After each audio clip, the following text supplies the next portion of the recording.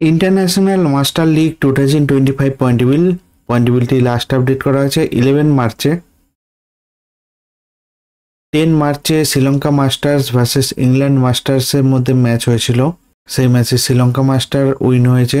তাই আজকের পয়েন্টেবিলিটি কিরকম, নাম্বার 1 পজিশনে আছে শ্রীলঙ্কা মাস্টার্স 5 ম্যাচ খেলে 8 পয়েন্টে।